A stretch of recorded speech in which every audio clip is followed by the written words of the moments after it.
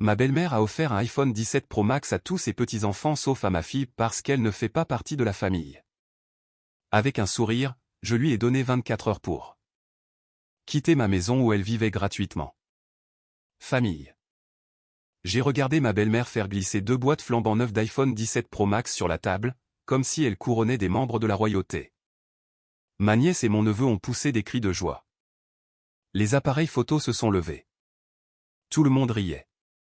Puis, ma fille a regardé ses mains, les yeux écarquillés, attendant toujours la 3e boîte qui n'est jamais arrivée. Elle a fini par demander, doux comme un murmure, « Grand-mère, tu en as pris un pour moi aussi ?» Ma belle-mère n'a même pas sourcillé. Elle a souri et a dit, « Non, parce que tu ne fais pas partie de la famille. » La pièce est devenue silencieuse, comme si quelqu'un avait coupé le courant. Le visage de ma petite fille s'est effondré sur lui-même, et j'ai senti quelque chose se briser net, en deux, dans ma poitrine. Je n'ai pas crié. Je n'ai pas fait de scandale. J'ai simplement croisé le regard de cette femme, je lui ai rendu son sourire, et j'ai décidé qu'elle avait 24 heures pour sortir de chez moi, cette maison où elle vivait gratuitement, tout en traitant mon enfant comme une étrangère. Parce que si c'est ce qu'elle pense que signifie le mot famille, alors elle ne mérite pas de vivre sous mon toit, ni d'utiliser ce mot comme une arme. Je m'appelle Zephrek Knox, et je suis sur le point de vous raconter toute l'histoire. Chaque détail sordide, chaque signe avant-coureur silencieux que j'ai ignoré, et ce moment précis où j'ai enfin cessé de protéger le confort d'un adulte au détriment du cœur d'un enfant. Mais avant de commencer, j'aimerais savoir que vous êtes là, avec moi, à m'écouter. Commentez et salut ou dites-moi d'où vous regardez. Parfois, le simple fait de savoir que quelqu'un est là rend les choses difficiles plus faciles à dire à voix haute. Et si vous avez déjà dû tenir tête à quelqu'un que vous ne pensiez jamais devoir affronter, surtout pour votre enfant, abonnez-vous. Pas parce que je cours après les chiffres, mais parce que ces histoires ne sont pas racontées à moins que quelqu'un ne reste pour les entendre. Merci. Et maintenant, laissez-moi tout vous dire. J'ai toujours cru que la cruauté la plus dangereuse ne s'accompagnait pas de voix élevées ou d'objets cassés. Elle est plus silencieuse, polie, courtoise. Elle se manifeste sous la forme d'un soupir, d'un regard, d'une correction enveloppée de sollicitude. Et dans ma maison, ce genre de cruauté est arrivé déguisé en famille. Je m'appelle Zephrek Knox. J'ai 31 ans, je suis graphiste indépendant et je travaille depuis mon studio aménagé dans le garage à Matthews, juste à l'extérieur de Charlotte. Je vis avec ma femme, Brun, et notre fille de 13 ans, Marin. Cette histoire, mon histoire, ne commence pas par une explosion, mais par un murmure, par un sourire trop figé, par une fille trop silencieuse. Sur le papier, notre vie semblait stable. Brun travaillait à temps partiel pour une association locale, jonglait entre les réunions du conseil et les ventes de gâteaux avec la même grâce calme qu'elle avait toujours eue. Elle avait été élevée pour croire que maintenir la paix était une vertu, surtout avec sa mère. Moi, je ne venais pas de ce genre de famille. Alors, quand Brun a suggéré que sa mère emménage pour un certain temps, j'ai dit oui. Pas parce que je le voulais, mais parce que je ne voulais pas être le gendre qui dit non. Deirdre, 67 ans, veuve, avait vendu sa maison de ville après avoir affirmé qu'elle se noyait dans les dettes médicales. Elle nous a dit qu'elle ne pouvait pas se permettre un loyer décent nulle part. Les yeux de Brun se sont remplis de culpabilité. Juste quelques mois, a-t-elle dit, le temps qu'elle retombe sur ses pieds. J'ai retapé la chambre d'amis comme si je la préparais pour un Airbnb, j'ai peint les murs, remplacé le matelas, accroché de nouveaux rideaux. Je voulais qu'elle se sente la bienvenue. C'était le but, non? La famille prend soin les uns des autres. Mais en une semaine, l'énergie a changé. Au début, c'était de petites choses. Deirdre grimaçait après avoir goûté mon café et disait, « Fort, ce n'est pas comme ça qu'on le faisait à mon époque. » Elle réorganisait notre garde-manger pendant que j'étais sorti, laissait des coupures d'articles sur l'éducation sur le comptoir pour Brun, avec des surlignages passifs-agressifs. Elle disait des choses comme « Les enfants ont besoin de limites. » Ne la gâte pas trop, quand Marin restait éveillé tard pour lire.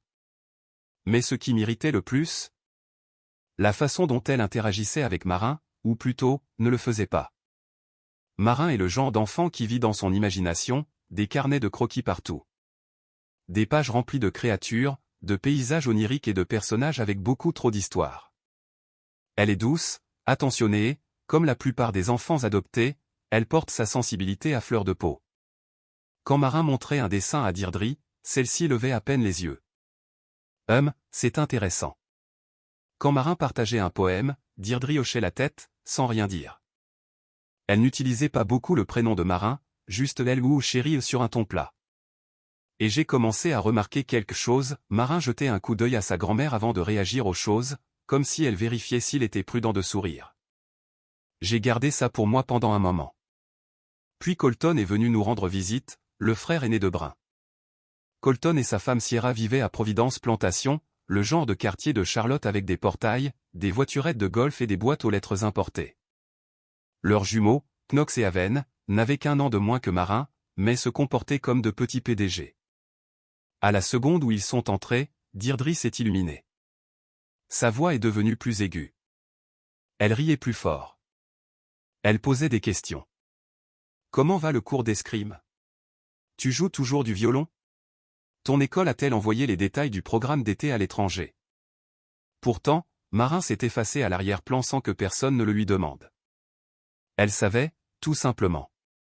Ce soir-là, Deirdre a cuisiné son rôti du dimanche spécial. Knox a eu un supplément de sauce.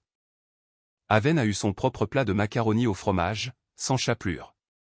Marin. Deirdre a oublié qu'elle ne mangeait pas de viande rouge. Oublié, ou s'en fichait. Marin a dit merci. A mangé les petits pois. Puis elle est montée sans dire un mot. J'en ai parlé à Brun une fois la vaisselle terminée. Elle a cuisiné en fonction de leurs préférences, mais pas des nôtres, pas de celles de Marin. Elle s'adapte, a dit Brun rapidement. Elle est dans un nouvel environnement. Elle essaie. Elle n'essaie pas avec Marin. Elle a 70 ans. Elle dit des choses bizarres. Ça ne veut rien dire. C'est là que j'ai arrêté d'en parler et que j'ai commencé à l'écrire. J'ai ouvert l'application de notes sur mon téléphone et j'ai titré une nouvelle entrée, Habitude de Deirdre. J'ai noté le dîner de rôti, le commentaire sur le carnet de croquis. Le changement soudain de ton quand Colton entrait dans la pièce. Je ne savais pas encore ce que je construisais, mais au fond de moi, je le sentais. Quelque chose ne tournait pas rond. Et si personne d'autre n'allait protéger la place de Marin dans cette famille, alors ce devait être moi. Cela a commencé par des chuchotements, ou plus exactement, des appels qui se terminaient au moment où j'entrais. Deirdre a commencé à prendre des appels téléphoniques sur le porche, parlant juste assez bas pour être inintelligible. Son ton était plus léger, plus conspirateur. Parfois, elle riait. Mais au moment où j'ouvrais la porte d'entrée, c'était toujours « d'accord. Je dois y aller », suivi d'un raccrochage enjoué. Je n'étais pas paranoïaque. Je faisais juste attention. Un mardi après-midi, je l'ai entendu le dire. Je venais de sortir pour attraper une boîte de décoration dans le garage quand j'ai surpris sa voix flottant à travers la fenêtre ouverte. Oui, le Pro Max. Le tout dernier. Prends en deux. Ils vont perdre la tête. Elle ne m'a pas vu. Elle faisait face au jardin. Je suis resté immobile. Pro Max, comme dans iPhone 17 Pro Max. Elle a mis fin à l'appel, s'est retournée et s'est figée quand elle m'a vu. Je règle juste les projets d'anniversaire, a-t-elle dit doucement. Tu sais, la fête de Knox et Haven approche. C'est ça, ai-je dit, forçant un sourire. Fête commune cette année. Beaucoup plus simple, a-t-elle hoché la tête. Tous les enfants ensemble. J'ai pris une note dans mon téléphone ce soir-là. 12 septembre. Appel de Deirdre, iPhone 17 Pro Max X2. Surprise. L'anniversaire de Marin était la même semaine. À partir de ce moment-là, les choses ont changé. Deirdre a commencé à recevoir plus de colis que d'habitude. De petites boîtes soigneusement emballées qu'elle portait directement dans sa chambre. J'ai demandé une fois si elle avait besoin d'aide pour en porter une. Elle l'a serrée contre sa poitrine. Juste quelques trucs que Colton m'a demandé de garder. Les mensonges n'étaient jamais bruyants. Ils étaient fins, fragiles, cassant si on appuyait trop fort. Elle se plaignait toujours de ses finances, disait que ses médicaments devenaient trop chers, que la sécurité sociale couvrait à peine son assurance, qu'elle était bénie de vivre avec ses enfants. Mais d'une manière ou d'une autre, sa routine de soins de la peau était montée en gamme, nouvelle crème pour les yeux, écran solaire de marque, thé bio que personne d'autre dans la maison ne buvait. Et il y avait des dérapages. Un matin, elle a laissé une lettre ouverte sur le comptoir de la cuisine, un relevé financier d'une société de courtage. Mon œil a accroché le solde avant qu'elle ne l'arrache, plus qu'assez pour louer un appartement au centre-ville de Charlotte pendant 1 an. Brun ne l'a pas vu. Deirdre s'est assurée qu'elle ne le voit pas. J'ai appelé ma meilleure amie Juno ce soir-là. Elle joue un rôle, a dit Juno sans détour. Tu ne peux pas la combattre en public. Pas encore. Continue de documenter chaque affront, chaque mensonge. Si elle prépare quelque chose, tu vas avoir besoin de preuves. Alors, j'ai continué. J'ai fait des captures d'écran de chaque SMS. Deirdre envoyait dans le chat de groupe familial des messages qui ne mentionnaient que Knox et Haven. Pas une seule fois elle n'a mentionné Marin. Pas de bonne chance pour son concours d'orthographe. Pas d'émoji joyeux anniversaire. Rien. Le coup final cette semaine-là est venu de Marin. Elle s'est approchée de moi pendant que je chargeais la vaisselle et a dit « Papa, est-ce que j'ai fait quelque chose de mal à grand-mère ?» Le poids de cette question s'est enfoncé en moi comme une encre.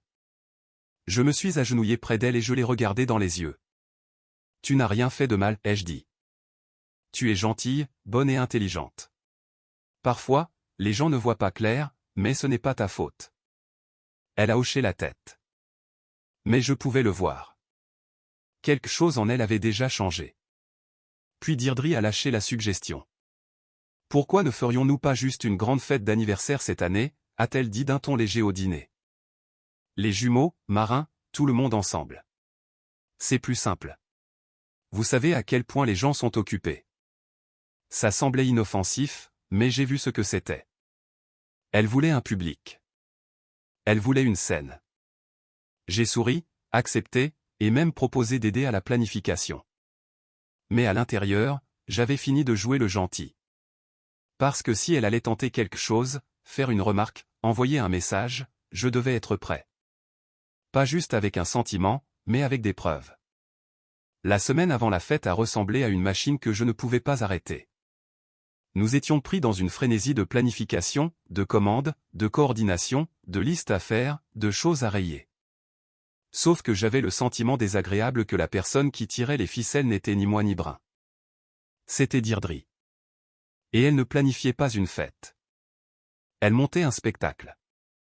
Ça a commencé par une conversation au petit déjeuner. Pour un âge comme celui-ci, a dit Deirdre, en remuant son thé avec un peu plus de force que nécessaire.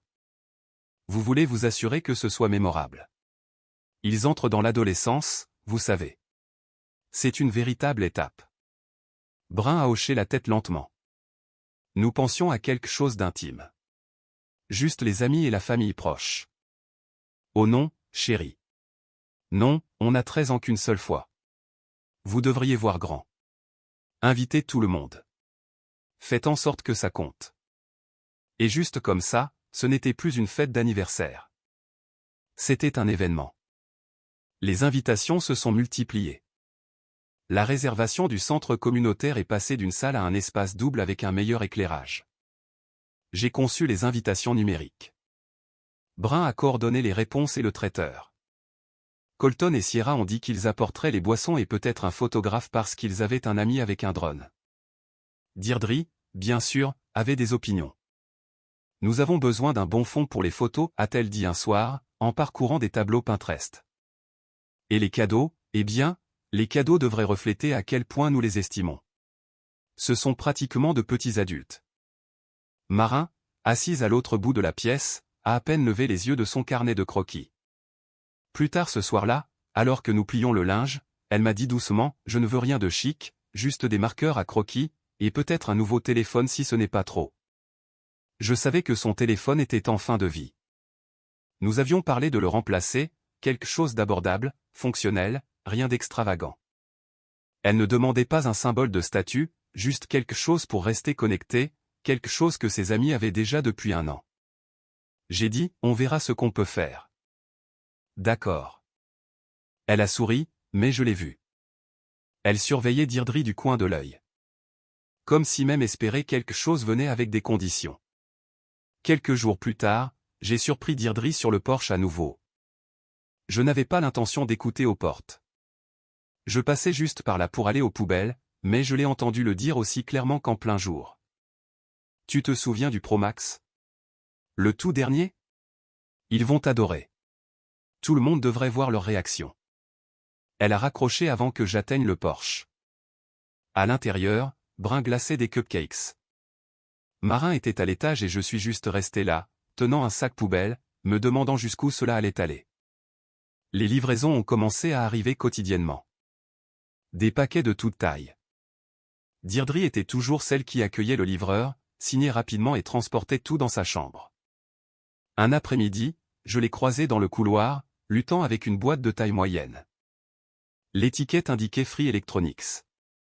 Elle a remarqué que je l'avais vue et a tourné son corps rapidement pour cacher l'étiquette. C'est pour Colton, a-t-elle dit avant même que je ne demande. Je le garde juste pour lui. Ne fais pas cette tête. Je n'ai rien dit. Je n'avais pas à le faire. Le mensonge était mince, et elle le savait. Pendant ce temps, Brun et moi finalisions l'installation au centre communautaire. J'avais réservé la plus petite salle, assez d'espace pour les amis, la famille et quelques enfants pour courir sans submerger personne. Deirdre a dit que c'était trop étroit. Vous ne voulez pas que les jumeaux se sentent enfermés. Ils ont l'habitude de plus d'espace. Je n'ai pas bougé, mais je comprenais son angle maintenant. Elle ne planifiait pas pour le confort. Elle planifiait pour le spectacle. Chaque décision qu'elle prenait avait un seul but, faire de Knox et Haven le centre de l'attention et, calmement mais résolument, pousser Marin vers la marge. Un soir, lors d'une conversation décontractée avec une voisine, Madame Daly d'en face, Deirdre a dit quelque chose qui m'a glacé. Ils grandissent si vite, avait remarqué Madame Daly. Oui, a souri Deirdre. Knox et Haven s'épanouissent vraiment. Des enfants si brillants. Et Marin. Eh bien? C'est notre cas spécial, n'est-ce pas?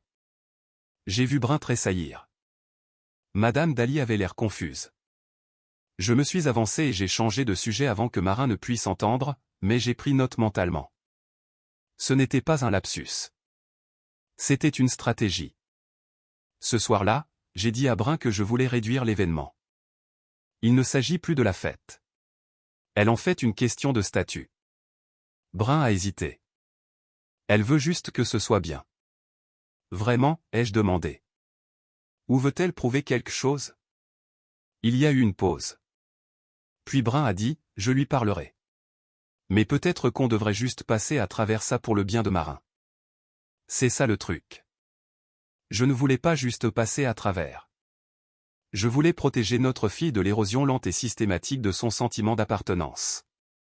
La nuit précédant l'installation, j'ai entendu Deirdre au téléphone à nouveau. Je ne pouvais pas tout entendre, mais la phrase finale est passée claire comme de l'eau de roche. Assure-toi qu'ils regardent tous quand ce sera déballé. Je me tenais dans le couloir dans le noir, la main serrée. Demain n'était plus juste une fête. C'était une déclaration. Le matin de l'installation, la maison ressemblait à une équipe de scène préparant la soirée d'ouverture. Des boîtes, des ballons, des listes. Brun vérifiait les réponses. Je chargeais la voiture. Marin se tenait près de la fenêtre avant, son carnet de croquis dans les bras, mais elle ne dessinait pas. Elle regardait. Au centre communautaire, j'ai pris la tête de la décoration pendant que Brun se coordonnait avec le personnel. Deirdre est arrivée la dernière, entrant comme une coach de concours de beauté. Déplaçons la table des cadeaux, a-t-elle dit, au centre, devant. De cette façon, nous avons le meilleur angle pour les photos. J'ai regardé le plan original que j'avais aidé à rédiger. La table des cadeaux était contre un mur latéral. Accessible mais subtil. Je pense que nous devrions nous en tenir au plan, ai-je dit. Mais Colton et Sierra auront besoin d'espace, et leurs cadeaux seront, eh bien, tu sais, ça rendra mieux comme ça. Sa voix était douce, mais ses yeux disaient, ne me défie pas. Je n'ai pas déplacé la table, mais je n'ai pas discuté. J'ai demandé à un membre du personnel de prendre une photo de la disposition, juste au cas où. De retour à la maison, je rangeais le salon quand j'ai trouvé une pile de cartes nominatives près d'une bobine de ruban.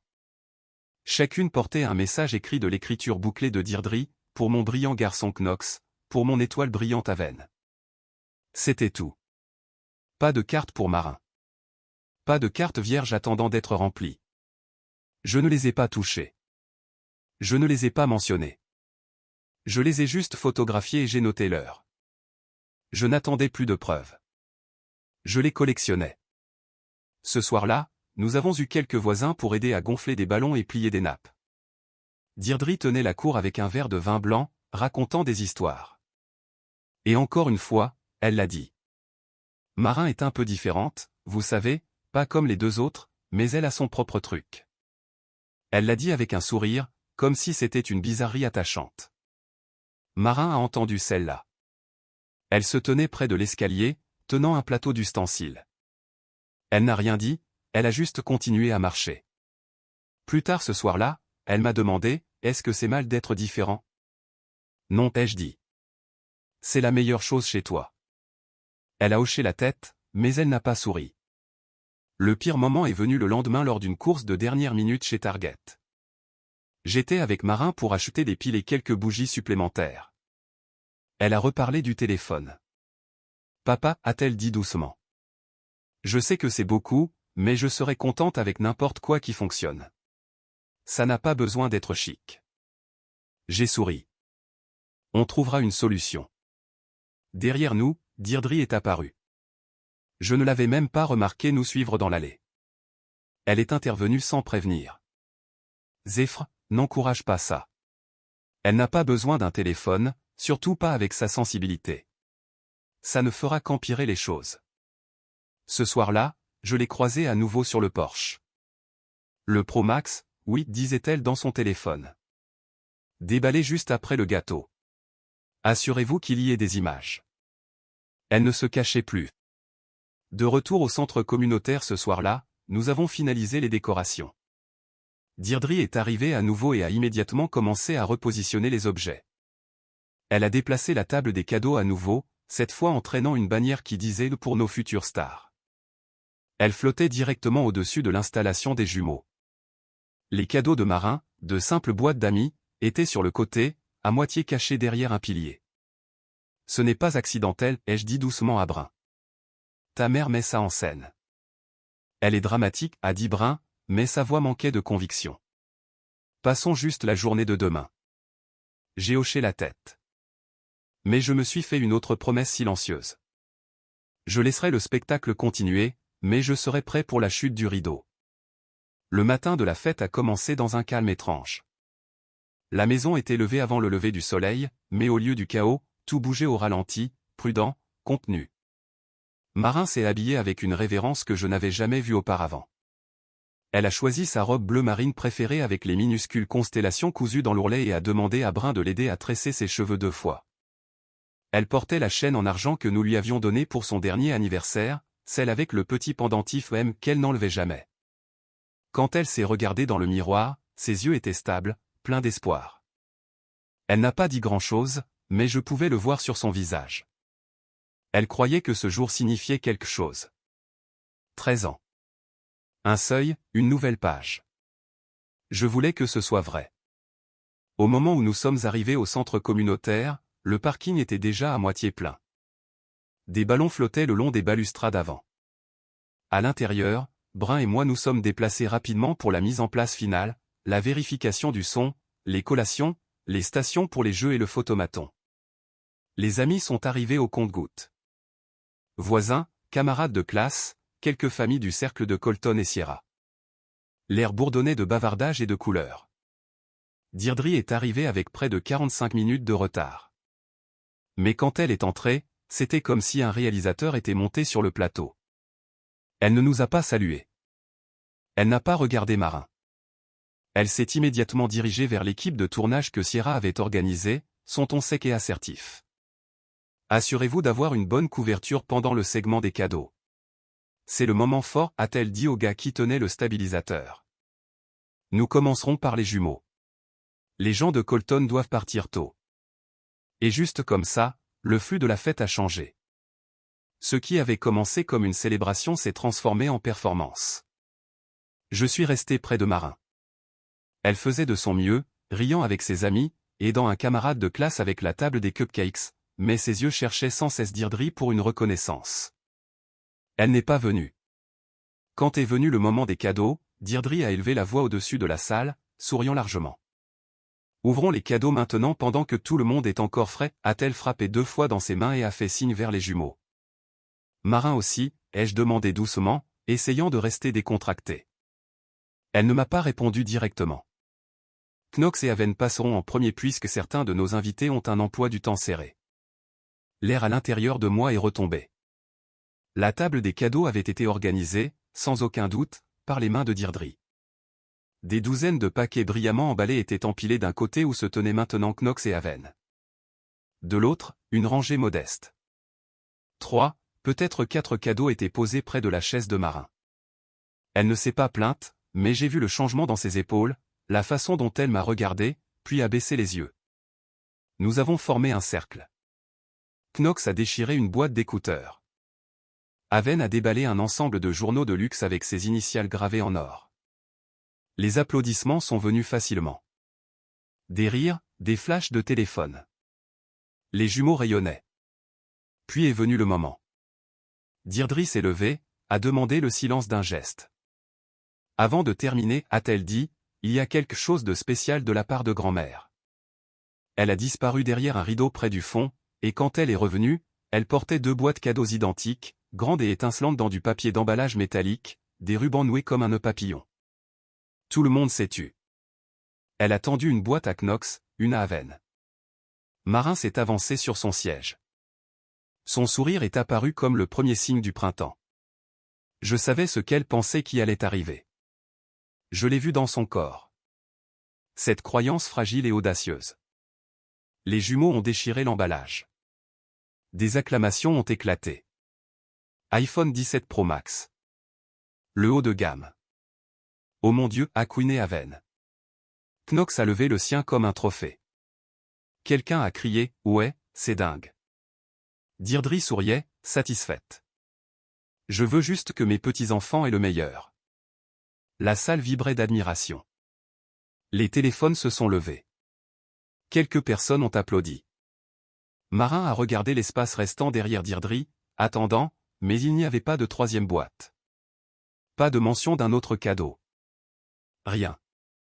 Juste le silence. Et ce silence faisait plus mal que tout ce qui avait précédé. Marin a regardé ses mains jointes sur ses genoux. Puis, d'une voix si petite que j'ai failli la manquer, elle a demandé, « Grand-mère, et le mien ?» La question a résonné comme une épingle qui tombe. Deirdre s'est tournée lentement, sa voix coupant à travers la pièce. « Non, a-t-elle dit. Parce que tu ne fais pas partie de cette famille. » Le temps s'est arrêté. Marin s'est figé. Je me suis levé. Des halètements ont parcouru la foule. Quelques personnes ont détourné le regard, mal à l'aise. Certains tenaient encore leur téléphone en train d'enregistrer sans réfléchir. Deirdre n'a pas sourcillé. Elle a ajouté, « Tu as été adopté. Tu n'es pas du même sang. Tu devrais connaître ta place. » Le souffle a quitté mon corps. J'ai vu le visage de Brun s'effondrer, l'horreur envahissant ses traits. J'ai bougé vers Marin, mais elle était déjà debout, les mains tremblantes, les joues en feu. Elle a couru dans le couloir latéral vers les toilettes. Je l'ai suivie. Je ne me suis pas retourné. Je l'ai trouvée dans la cabine du coin, recroquevillée, sanglotant dans ses manches. Je me suis laissé tomber sur le carrelage à l'extérieur et j'ai parlé doucement à travers la porte. Tu n'as rien fait de mal. Rien chez toi n'est faux. Je suis là. Je te tiens. Je ne savais pas combien de temps nous sommes restés comme ça. Finalement, Brun est entré, les yeux rouges, le corps tremblant. Elle n'a pas parlé. Elle a juste frappé une fois à la cabine et a dit, « Bébé, je peux entrer ?» Marin a déverrouillé. La fête s'est délitée sans fin formelle. Certains invités sont partis rapidement, embarrassés. D'autres s'attardaient près de la table de nourriture, maladroits et incertains. Colton et Sierra se tenaient près des ballons, chuchotant férocement. Deirdre est restée assise à la table centrale, imperturbable, buvant dans un gobelet en papier. Elle ressemblait à une reine qui avait fait exactement ce qu'elle était venue faire. Nous n'avons pas dit au revoir. Nous sommes partis. Dans la voiture, Brun n'a pas parlé. Elle fixait droit devant elle. Marin s'est appuyée contre moi, silencieuse, sa main serrant la mienne comme une ancre. Je savais que les dégâts ne faisaient que commencer. Ce soir-là, personne n'a dîné. Marin s'est enfermée dans sa chambre. Elle ne s'est même pas déshabillée, juste recroquevillée dans son lit, tout habillée. Son téléphone éteint. Brun a frappé 2 fois et n'a obtenu aucune réponse. Elle a laissé un verre d'eau devant la porte. Je me suis tenu en haut de l'escalier et j'ai fixé le vide. Nous n'avons pas dormi. Dans notre chambre, Brun s'est assise sur le bord du lit, les doigts triturant son alliance. Je ne sais plus qui elle est, a-t-elle dit. Elle a toujours été comme ça, ai-je répondu.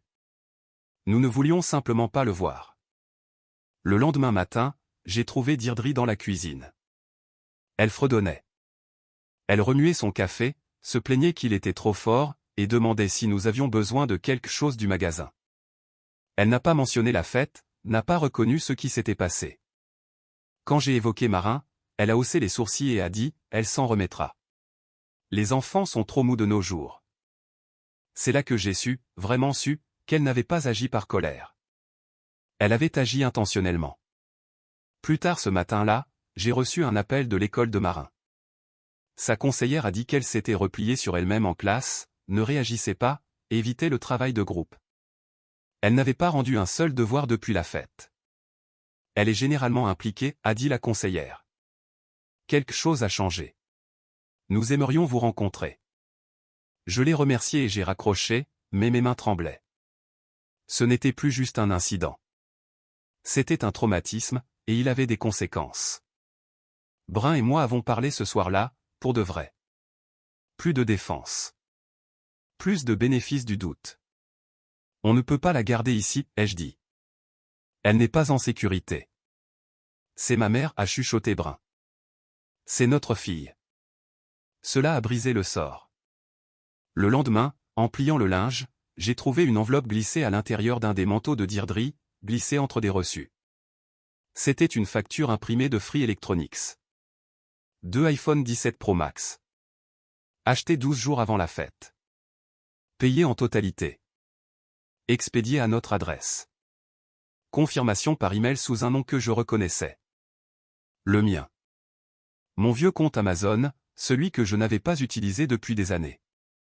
D'une manière ou d'une autre, elle y avait accédé. Peut-être par Brun. Peut-être en utilisant notre ordinateur. Le nom et l'adresse de facturation étaient les miens, mais la carte ne l'était pas. Elle avait utilisé notre foyer, notre identité comme base d'opération, et elle l'avait fait sans honte. Quand je l'ai confrontée dans la cuisine, elle n'a pas nié.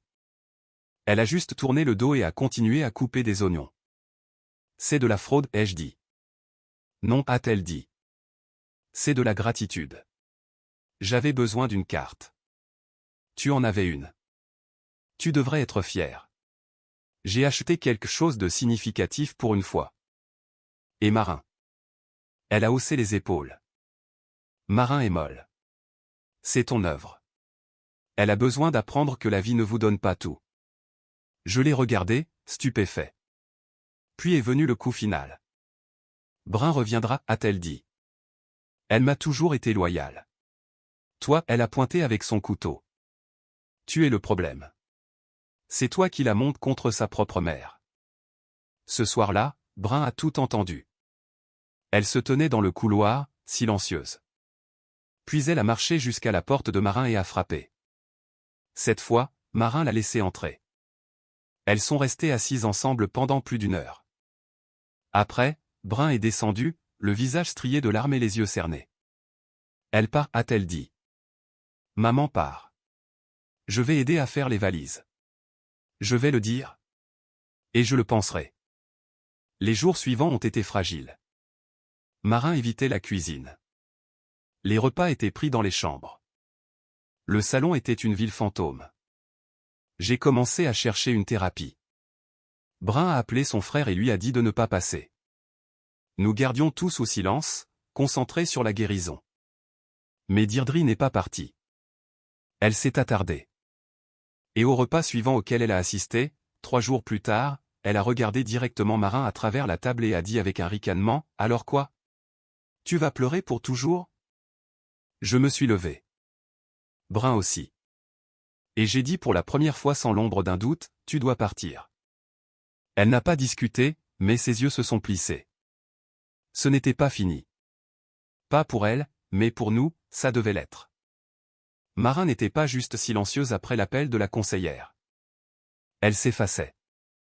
Elle a arrêté de dessiner. Rien que cela suffisait à me briser le cœur. Son carnet de croquis, autrefois un élément permanent sur le canapé, le comptoir de la cuisine, même le lavabo de la salle de bain, a disparu. Elle donnait des réponses en un mot, haussait les épaules quand on lui parlait, et évitait le contact visuel. Elle ne demandait plus à mettre de la musique dans la voiture. Elle ne s'attardait pas dans les pièces. Elle s'éclipsait avant de pouvoir être attirée au centre de quoi que ce soit. Cette nuit-là, je me suis assis dans la cuisine avec mon ordinateur portable, la seule lumière dans la maison venant de l'écran.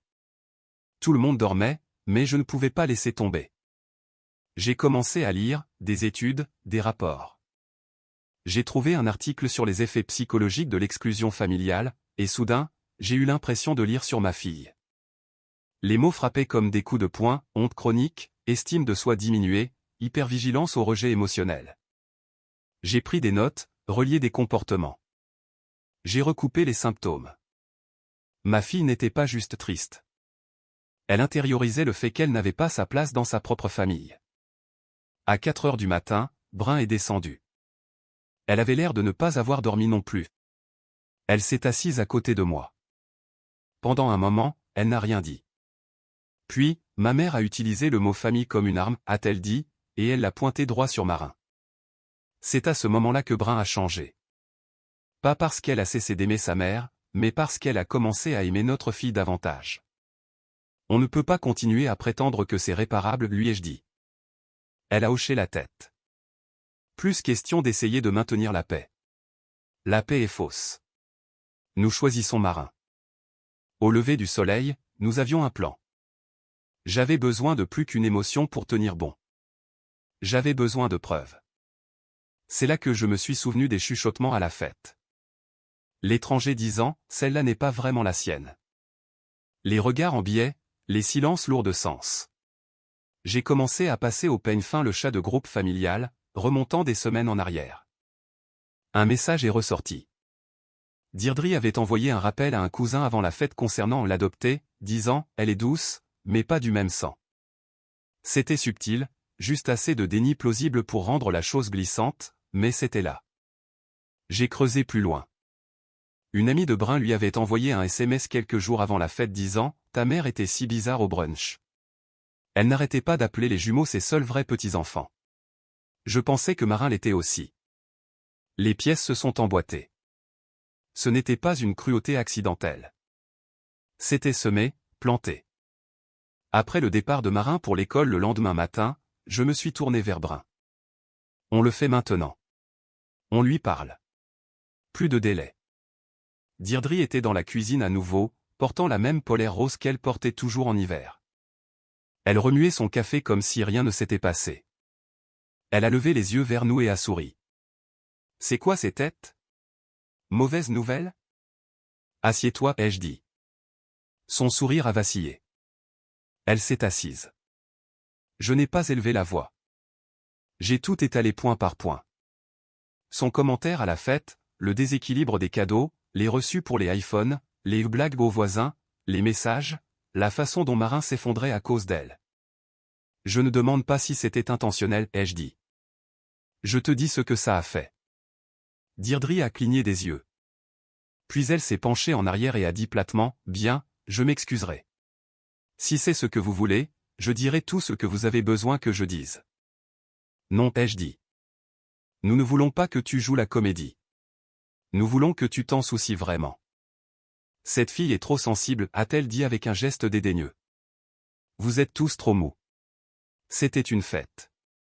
Les gens sont laissés de côté. C'est la vie. Puis elle a ri, et a ajouté, j'ai donné ces téléphones aux jumeaux parce qu'ils porteront le nom de la famille. Ça vaut la peine d'investir là-dedans. J'ai regardé Brun. Son visage était pâle, immobile. Je pouvais le voir en elle, le dernier fil qui cassait. Tu penses que j'ai fait une erreur en l'épousant, a-t-elle dit lentement, sa voix tremblante. Deirdre n'a pas répondu. Tu penses qu'adopter Marin était une erreur, a-t-elle ajouté. Je pense, a dit Deirdre, sa voix tranchante, que tu avais l'habitude d'être plus intelligente concernant ta vie. Nous n'avions pas besoin de dire quoi que ce soit d'autre. Mais Deirdre n'avait pas fini. Cet après-midi-là, elle a appelé Colton. Le soir même, lui et Sierra se sont présentés à notre porte. Elle nous a dit que vous la mettiez à la porte, a dit Colton, les bras croisés. Qu'elle est traitée comme une criminelle. Je n'ai pas discuté. Je lui ai tendu un dossier. À l'intérieur se trouvaient les reçus des téléphones, les captures d'écran du chat de groupe, un résumé écrit de ses déclarations, des photos de la table de fête, les 2 boîtes cadeaux, l'espace vide à côté d'elle, le message de l'ami de Brun. Je ne la mets pas à la porte, ai-je dit. Je protège mon enfant. Colton a lu en silence. Sierra s'est penchée pour regarder, sa bouche s'est serrée. Tu penses vraiment qu'elle pensait tout ça comme ça, a demandé Colton. Elle ne l'a pas juste pensé, ai-je dit. Elle l'a planifié. Brun se tenait à côté de moi, silencieuse. Deirdre est descendue. Puis elle a vu le dossier. Elle a vu leur visage. Et pourtant, elle a ricané. Je ne m'excuserai pas d'avoir dit la vérité, a-t-elle dit. Elle n'est pas l'une des nôtres. C'est juste comme ça. Je l'ai regardée, d'un calme olympien. Vous avez vécu dans notre maison pendant 2 ans, sans loyer. Vous avez utilisé nos cartes. Vous avez blessé notre fille. Et vous continuez à le faire. Vous avez 24 heures pour partir. Son sourire a disparu. Tu ne penses pas ça. Si. C'est notre décision. La mienne et celle de Brun. Colton s'est avancé, la bouche ouverte, mais Brun a levé la main. Non, a-t-elle dit. Tu n'as pas le droit de défendre ça. La voix de Deirdre s'est brisée. Je le dirai à tout le monde. À l'église, au prochain dîner de famille, je leur dirai ce que vous avez fait. J'ai croisé son regard. Alors dis-leur. Et pendant que tu y es, dis-leur pourquoi. Dis-leur que tu as regardé une fille de 13 ans et que tu lui as fait croire qu'elle n'était rien. Elle a ouvert la bouche, mais je n'ai pas attendu. Je me suis tourné vers Colton. Tu peux la prendre, ou elle peut trouver un hôtel. Dans tous les cas, elle est dehors demain. Elle est partie en trombe, claquant la porte derrière elle. Colton a suivi. La maison est tombée dans un genre de silence différent. Cette nuit-là, Brun a pleuré dans le couloir. Je l'ai serré dans mes bras. À l'étage, Marin a demandé si nous allions bien. Je lui ai dit la vérité. Oui, bébé. Maintenant, nous allons bien. Le lendemain matin, Deirdre a fait ses valises. Pas en silence. Bien sûr que non. Elle se déplaçait avec une ampleur théâtrale, marmonnant à propos de trahison et d'abandon. Elle s'est assurée de faire claquer la vaisselle bruyamment dans l'évier. Elle a laissé sa porte ouverte, défiant quiconque de la confronter. Nous ne l'avons pas fait. Colton est arrivé à 10 heures pile. Son visage était pincé. Il n'a pas croisé mon regard. Deirdre a traîné 2 sacs en bas des escaliers et s'est arrêtée à la porte, comme si elle s'attendait à une confrontation finale. Au lieu de cela, Marin s'est avancé. Elle se tenait dans le couloir, ses épaules petites mais droites. Elle tenait ses mains jointes. Au revoir, a-t-elle dit, doucement mais clairement. J'espère que tu seras gentil ailleurs. Deirdre ne l'a pas serré dans ses bras, ne l'a pas remercié. Elle a hoché la tête une fois et est sortie. À la voiture, je l'ai entendu chuchoter quelque chose à Colton. Elle n'aura jamais sa place. Ils regretteront ça. Ça ne m'a même pas mis en colère. Ça a juste tout confirmé. Dans les semaines qui ont suivi, nous ne lui avons pas parlé. Mais nous avons entendu parler d'elle. Sierra a appelé Brun. Apparemment, Deirdre avait commencé à tout critiquer, comment Sierra cuisinait, comment il disciplinait les jumeaux. Elle a même accusé Colton de préférer Knox à Haven. Le même vieux cycle, juste une maison différente. Colton m'a appelé tard un soir. Tu avais raison, a-t-il dit. Nous ne le voyions pas avant, mais maintenant nous le voyons. Je n'ai pas dit je te l'avais bien dit. J'ai juste dit, bien. Faites mieux avec elle que nous ne l'avons fait. Pendant ce temps, dans notre maison, l'air est devenu plus léger.